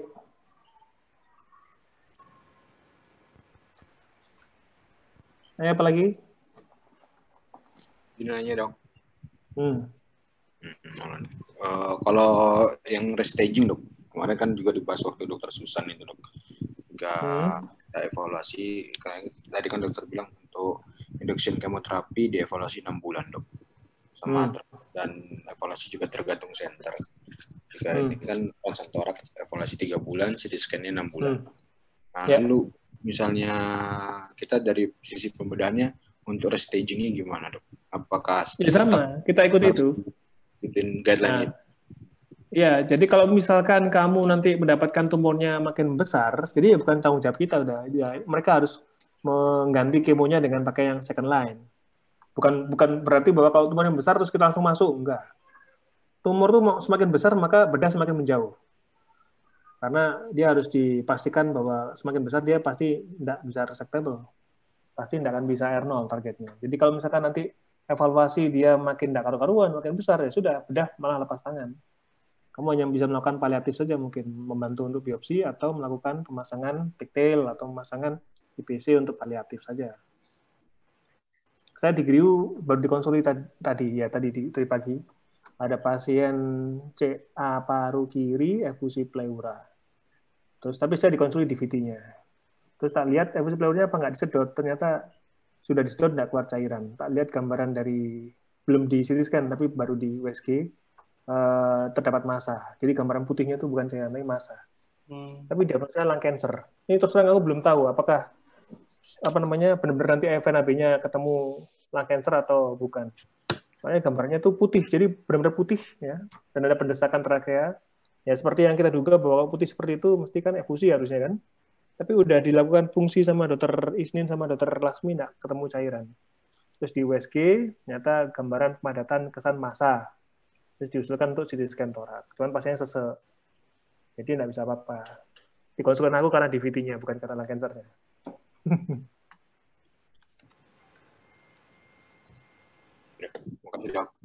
Ya. Ada lagi pertanyaan? Dok, tanya dok, kalau untuk setelah induction kemoterapi kan kita CT ulang dok, itu CT-nya HRCT atau CT biasa dok, CT torak biasa? CT torak biasa. CT torak biasa. Iya. Berarti maksudnya HRCT ya harus sama dengan CT yang pada waktu kamu melakukan pemeriksaan awalnya itu. Jadi untuk membanding. Baseline-nya. Iya, harus sama dengan preoperatif CT-nya itu. Kalau mau pakai HRCT ya HRCT. Soalnya kalau beberapa buku saya baca tuh awalnya annual itu kan dia pakai Lodo-CT. Lodo-CT itu digunakan hanya untuk screening, Pal, bukan untuk menegakkan diagnosa. Oh, hanya screening ya, dok? Oh, iya. Nah, jadi yang namanya LDCT itu hanya untuk screening. Dia tidak pernah digunakan sebagai untuk menegakkan atau penegakan staging. Jadi, gini, ada orang mau masuk kerja. Terus habis itu dilakukan screening. Nah, screeningnya pakai LDCT. Kalau misalkan kamu dapat dari torak foto ada nodul, maka yang diminta bukan LDCT, tapi CT yang HRCT atau CT yang seperti biasa kita lihat itu. Oh, CT biasa atau HRCT. Kalau misalkan dari torak foto kamu sudah menduga ada suatu nodul, jangan minta LDCT. Ya kamu minta CT yang beneran, yang HRCT. Kalau misalkan kamu nggak tahu ada apa dalam toraksnya, ini hanya sekedar screening, nah itu LDCT. tujuannya adalah kamu memberikan kontrasnya sedikit, tapi kamu bisa melihat kira-kira ada massa atau enggak. Gitu loh. Jadi dia sebagai screening. Yang dilakukan ya aku memang referensinya dari Korea semua, karena memang saya lama di sana. Di Korea itu memang mereka menggunakan LDCT untuk semua pasien, bukan semua pasien, untuk semua orang yang akan bekerja. Semua orang yang akan bekerja di suatu perusahaan, itu dia screeningnya menggunakan LDCT. Bukan menggunakan terakfoto. Nah, dari situ kalau misalkan ada kecurigaan, ada mes, nah itu dibahas. Nanti kalau memang, nah itu nanti dibahas di SPN nanti. Kalau misalkan dia masanya di bawah 1 cm, di bawah 0,8 mili, 0,8 cm, maka dia akan dievaluasi tiap 3 atau 6 bulan. Tapi kalau dia di atas itu, maka kamu harus masuk ke HRCT untuk menentukan apakah ini suatu massa yang ke arah malignansi atau tidak. Gitu. Atau dilakukan tisu biopsi. Nanti ada di bahasan berikutnya. Iya.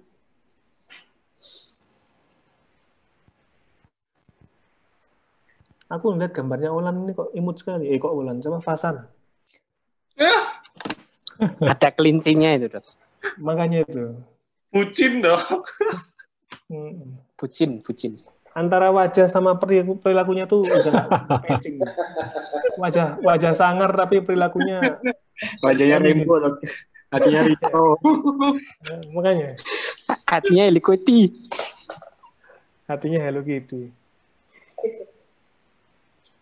Oke, pertanyaan lagi ada? Pokoknya kamu belajar staging, itu harus hafal mati. T, N, M itu harus hafal mati. Terus habis itu, untuk yang lebih detail lagi, kamu baca mengenai N2 disease tadi itu. Ini rekaman saya yang kuliah pakar tuh kamu ulang-ulang aja di bagian yang itu.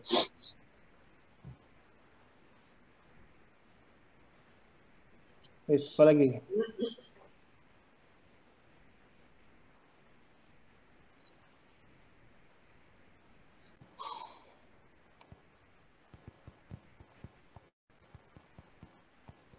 Tapi kalau dapat soal lung cancer ini enak. Bisa ditebak. Arahnya mau ngomong kemana itu bisa tebak. Yang sulit ditebak itu adalah kalau kita membicarakan mengenai hemoptysis atau apa lagi ya. Yang kayak gitu-gitu tuh yang kita itu kadang-kadang ini maunya kemana nih penguji ini. Kan kamu harus tahu kan penguji itu dia tuh mau tanya itu arahnya kemana.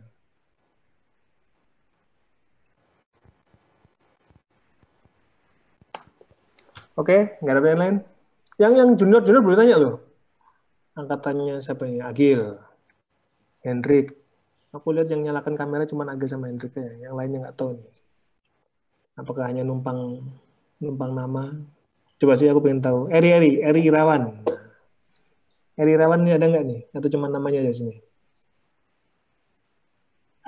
Oke, Eri. Kamu mau tanya apa, Eri? Coba kamu kasih satu pertanyaan yang bisa dijawab oleh Raka atau Isan atau Palino. Mengenai lung cancer.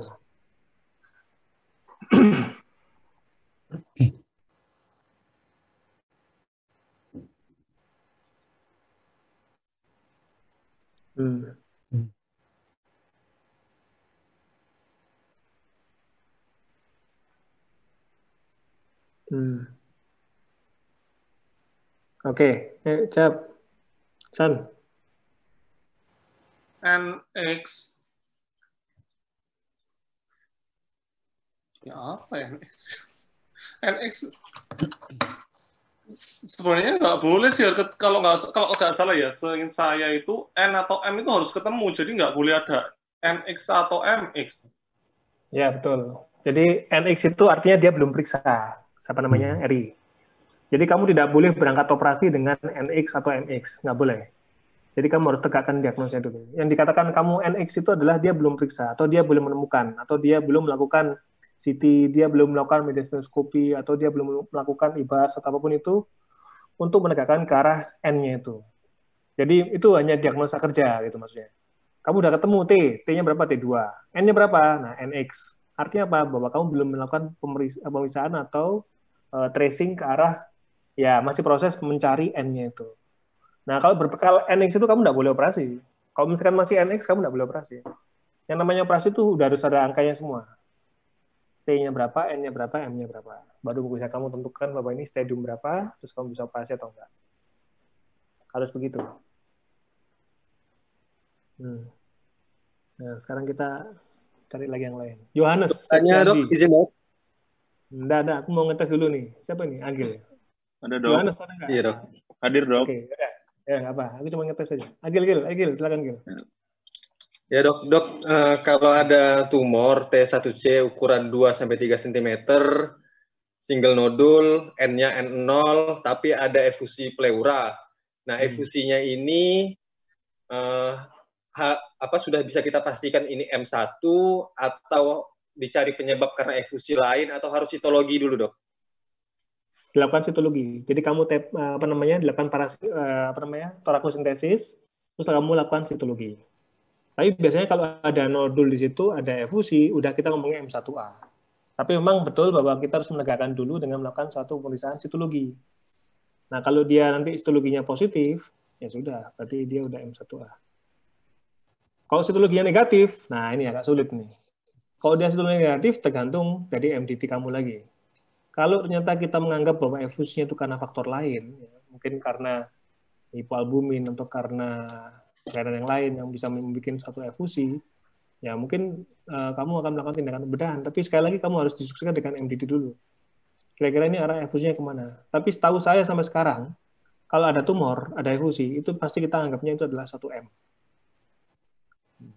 Karena apa yang menyebabkan dia efusi, kalau nggak itu? Kecuali kalau dia punya satu penyakit lain yang kira-kira bisa menimbulkan efusi juga. Nah, baru kita bisa mengatakan bahwa ini mungkin bukan berhubungan dengan tumornya. Makasih, dok. Makasih, dok.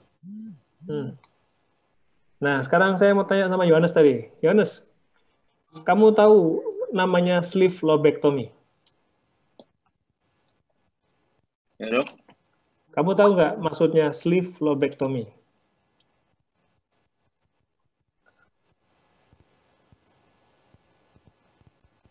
Tahu nggak sleeve lobectomy? Nggak pernah tahu? Belum tahu, dokter. Belum tahu. Oke, ada siapa lagi sini ya? Udah pada ngeliatin HP-nya semua. Komang. Aku pokoknya nanya sampai yang kameranya nggak nyala. Komang. Ada nggak Komang? Halo, dok. Halo. Mang, oke, Mang. Kamu tahu nggak, Mang, sleeve lobectomy, Mang? Sleeve lobectomy mungkin pengambilan segmen bronkusnya, dokter. Reseksi. Dilakukan reseksi bronkus, terus? Kemudian dipotong sesuai segmen yang ingin diambil. Ya, terus itu diperiksa radikalitas. Begitu dia udah aman, baru dilakukan end-to-end anastomosis dari bronkusnya itu. Iya, dok. Oke. Gitu. Itu biasanya dilakukan pada tumor-tumor yang ada di atau infiltratif pada bronkus. Iya, dok. Terima kasih. Apa lagi ya istilah-istilahnya itu ya? Palino. Ya, dok. Ya, dok. Ya. Kalau melakukan lobectomy lobus superior kanan, kamu akan memutusin atau memotong apa aja? Sesuai dengan jumlah segmennya, dok, kan 3. Berarti arterinya 3, venanya 3. Terus kemudian sebutin. Arteri pulmonalisnya 3. Kemudian vena. Apa aja? Itu ada nama-namanya semua itu. Belum hafal, dok, itu. Pulmonalis. Itu ada namanya. Bukan. Ada istilah-istilahnya tuh. Ini arteri apa, ini arteri apa. Emang cabangnya dari arteri pulmonalis semua ya. Arteri pulmonalis. Venanya itu yang dipotong cuma 1, walaupun dia bercabang 3. Bercabangnya kan 3, dok. Ya, tapi kita ambil yang paling proksimal. Oh, iya. Terus bronkus yang terakhir. Kalau di buku yang saya baca itu ada yang venanya diikat dulu, ada yang arterinya diikat dulu. Kalau venanya diikat dulu, harapannya supaya tidak siding ke tempat lain, katanya sih, dok. Kalau ada yang arterinya diikat dulu. Itu aja sih, dok. Sama ligamentum pulmonalis ya, dok ya. Dipotong dulu ya. Itu superior tuh nggak ada ligamentum pulmonalis. Nggak usah ya. Inferior aja berarti ya. Inferior yang ada ligamentum pulmonalis. Kamu tahu nggak ada namanya arteri pulmonalisnya itu yang dipotong?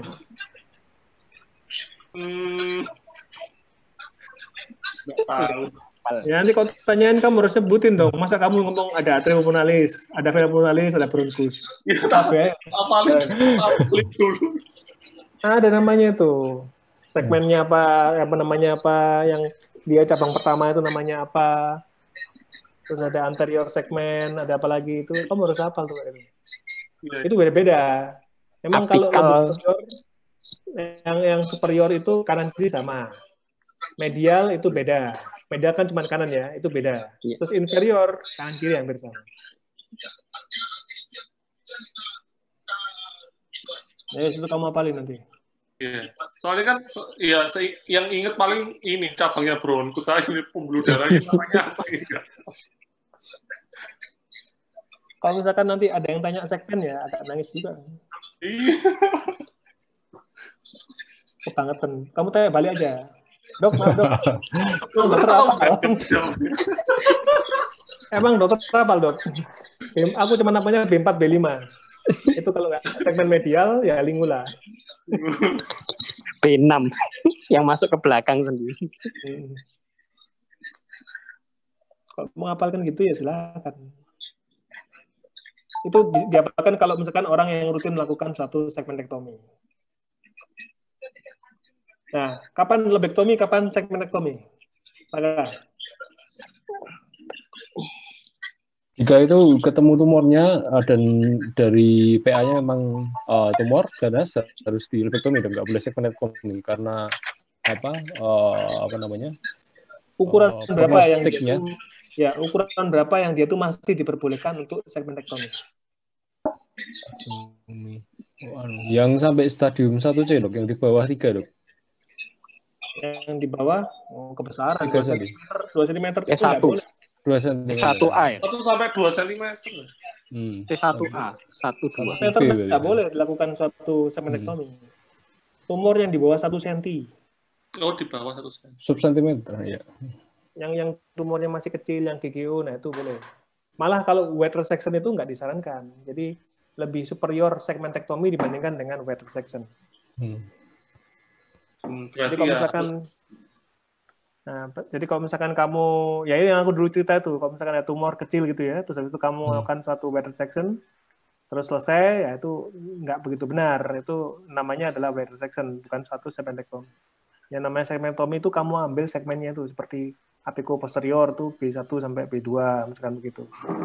Jadi segmennya itu yang diambil. Kamu harus memutus arteri yang ke arah ke situ dengan vena yang diambil juga yang ke arah ke situ.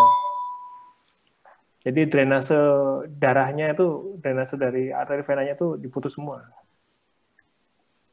Bukan hanya ngambil segmen parenkim parunya aja.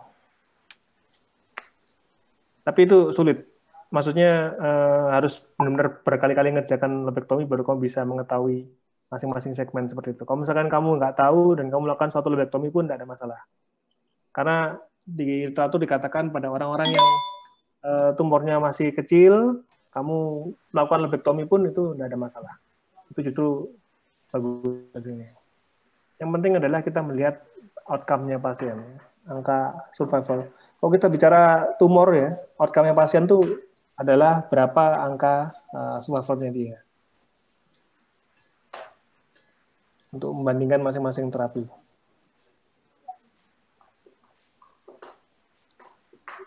Oke. Jam 8:30. Apa lagi? Dok, izin tanya. Kalian, ya, Taufik, dok. Siapa nih? Taufik, dok. Ya, Taufik. Izin tanya, pada kasus di mana kita belum berpengalaman untuk melakukan suatu segmentektomi, sementara tumor yang ada itu di depan mata dan kecil, sehingga pilihan kita apa, dok? Apakah kita melakukan wedge resection atau langsung ke lobektomi, dok? Iya, Pak. Kamu belum pengalaman untuk melakukan segmentektomi, terus? Ya. Nah, terus kemudian tumornya itu di depan mata dan kecil, sehingga kalaupun kita mau wedge pun itu bisa. Nah, sehingga yang kita pilih apa, dok? Apakah kita lobektomi langsung atau wedge aja, dok? Ya itu yang nanti kita bahas di minggu depan. Kamu ambil wedge resection dulu, terus habis itu kamu periksa, kalau dia malignan, kamu lobektomi. Ya, dok. Itu lebih aman. Daripada kamu hanya melakukan wedge saja tanpa melakukan apa-apa, itu malah berbayar pasiennya. Jadi kamu harus pastikan bahwa dia malignan atau bukan. Kamu wedge, terus kamu periksakan, baru setelah itu kamu putuskan lobektomi. Tapi kalau misalkan kamu sudah tahu dari awal bahwa ini malignan, ya, atau pada waktu kamu wedge itu dia malignan, nah kamu bisa melakukan suatu splenektomi. Tinggal lanjutin aja, tinggal motong bronkus, arteri, vena sama bronkus. Kalau memang kamu terbiasa melakukan splenektomi. Tapi kalau katamu tadi nggak terbiasa, ya paling aman melakukan lobektomi. Ya, makasih dok. Itu angka 5 tahun ke depannya kalau tumornya masih 1 cm kurang itu bisa sampai 90%. Orangnya akan hidup seperti orang normal, nggak ada masalah. Ya, makasih dok.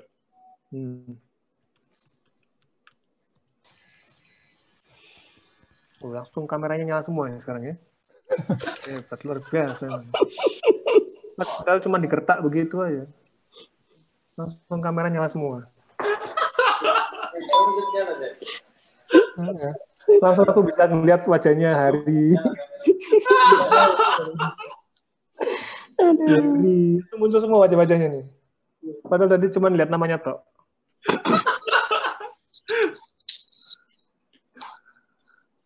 Padahal cuma kegertaan begitu aja.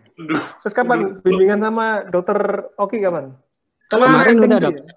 Udah ya? Sorenya dok. Oke, bagus. Apa temanya apa? Semuanya? Ya. Secara umum dok. CABG dan mitra. Dokter Oki kan kalau yang paling penting sih CABG. Kalau katut sih jarang ditanya. Iya, yang penting lihat catlab itu, melihat katerisasi dulu kamu harus bisa. Iya. Melihat angiografi itu kamu harus bisa katerisasi itu. Bukan mana LAD, itu LCE itu harus bisa. Terus yang penting itu pediatri. Siapa yang bingung pediatri? Dokter Arif sama Dokter Heru mau sih dok. Cuman Dokter Arif itu minggu depan nanti kita konfirm lagi. Iya. Jadwalnya belum kuat dok harinya. Kalau Dokter Heru saya nanti tanya setelah beliau rada enakan aja dok. Kan masih sakit kemarin dok. Timbang ngamuk dok. Terus vaskuler sama siapa kamu? Kemarin tuh Prof itu sempat janjikan, cuma waktu itu kan awalnya Senin kemarin dok, cuma kan habis itu kan insiden yang atas lockdown itu, jadi belum confirm ulang dok kapan bisa. Iya, Prof nggak boleh ke kantor, jadi mending kamu secara online aja. Kamu bilang Prof aja, Prof nyun sewu kapan Prof bisa bimbing kami untuk vaskuler secara online aja Prof, nanti kita akan bikinkan linknya, nanti Prof tinggal join, gitu aja. Coba kamu tawarin kapan, terserah beliau. Mungkin. Tapi beliau maunya jam-jam kerja, jadi jam 8 sampai jam 11 atau jam 10. Kayak kemarin ngajar DM tuh kayak gitu. Prof tuh orangnya pasti mau kok. Orangnya beliau tuh senang sekali memberikan ilmu. Terus siapa lagi ya? Vaskular. Mas Niko. Bimbingan sama Mas Niko ya? Enggak? Minta danang aja lah. Yang tahun lalu kan yang bimbing Mas Niko ya, yang periodenya si Danang sama Erik. Danang ngajari iso.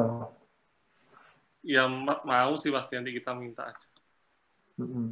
Ya paling ngasih masukan. Kan dia tentunya udah belajar vaskular lebih banyak. Nggak tahu belajar di mana. Terus yang penting pediatri. Pediatri ini yang kuncinya. Karena saya ngelihat kamu harus tahu gaya-gayanya pediatrinya, harapan kita tuh gimana.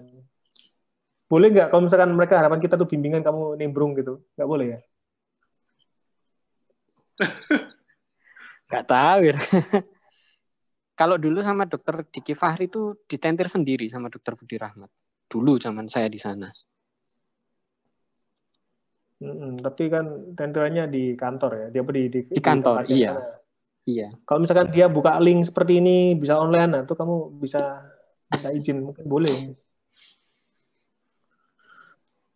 Tapi nggak tahu ya, kadang-kadang ada yang terlalu idealis, uner UI gitu ya. Kamu persiapkan diri sendiri, nanti kita adu. Mempertahankan hegemoni masing-masing. Ya wes dah, nggak ada pertanyaan lagi? Ya sementara itu. Nanti kalau misalkan kamu ada pertanyaan lagi ya boleh tanya. Dok, mau dok. Apa? Enggak, Prima yang pasang IPC tadi udah dilapor. Kenapa? Mati? Oh, enggak. Cuma sudah. Dia udah minta izin aku. Oh, enggak. Maksudnya kenapa? Ada masalah apa? Enggak, mau saya laporkan. Oh iya, laporkan. Lapor jadi aja kan, ya, karena tindakan di VK. Jadi pasien itu secondary pneumotorak.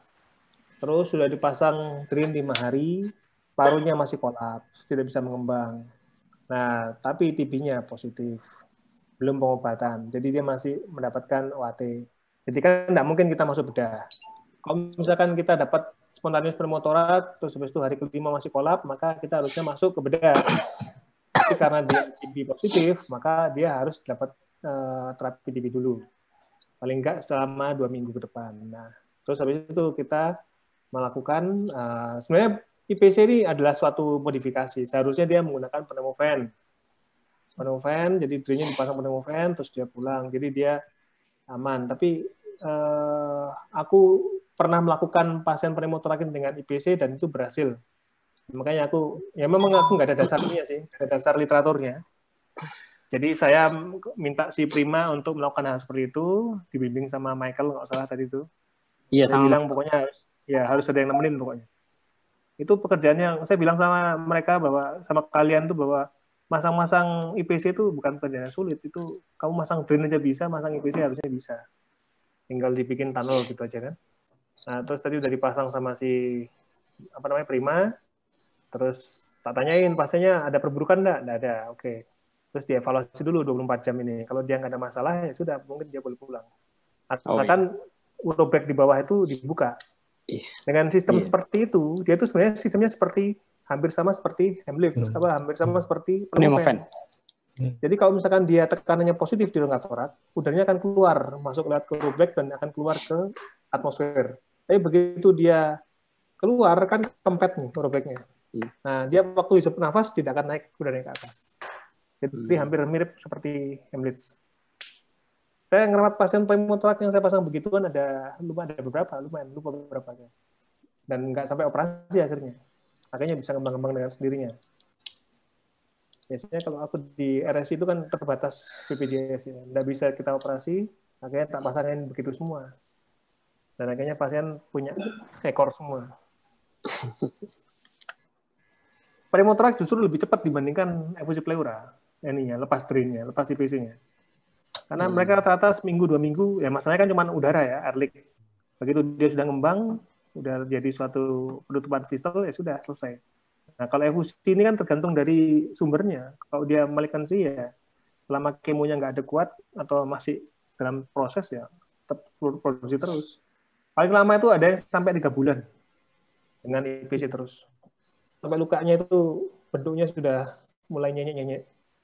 Harusnya dilepas, tapi karena dia ada reaksi radang, nggak ada pus, lukanya memerah aja, ya wis, biarkan aja. Tapi kalau dia sudah mulai ada reaksi radang, udah ada tanda-tanda infeksi, ya tak lepas. Tapi kalau lepas konsekuensinya harus pasang lagi. Cuman ini saya mau bikin tulisan mengenai ini, pasti akan terbatas di etik. Karena tindakan pada manusia harusnya saya mencoba pada kucing atau mencoba pada kambing atau pada tidak boleh sama manusia. Jadi masalahnya adalah kamu bayangkan aja sekarang kita mau hewan cobanya apa? Kambing lah paling enggak. Kambing kamu pasang IPC, aku yakin 2 jam kemudian lepas pasti IPC-nya. Nggak akan bisa bertahan lama.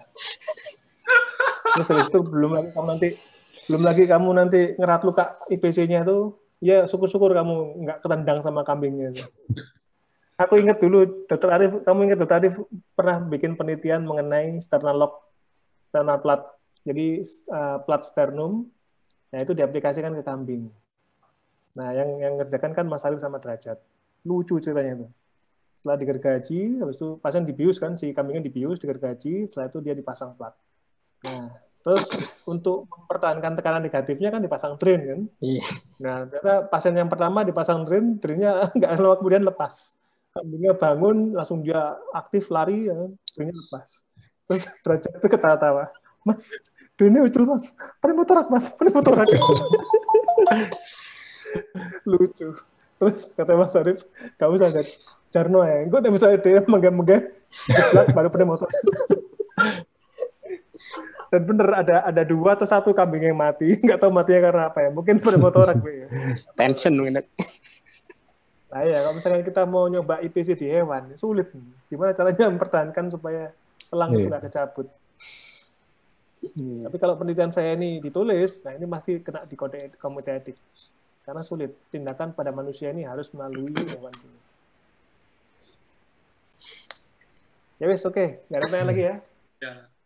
Iya, Dok. Ya, silakan belajar. Dok, di STOC, Dok. Besok siapa yang bantu aku?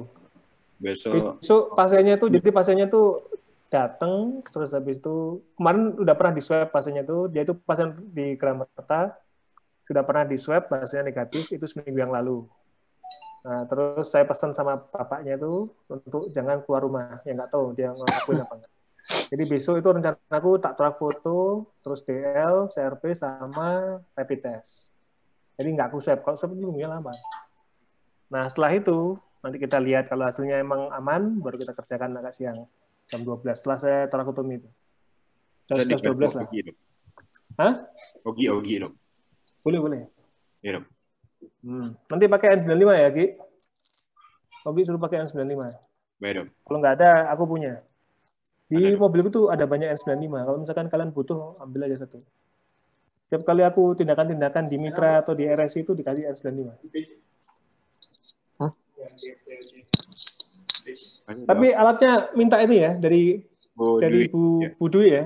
Aku udah minta kok, aku udah izin. Dipinjemin katanya. Yes, oke. Selamat malam. Assalamualaikum warahmatullahi wabarakatuh. Terima kasih, Dok. Terima kasih banyak, Dok. Ya. Terima kasih, Dokter.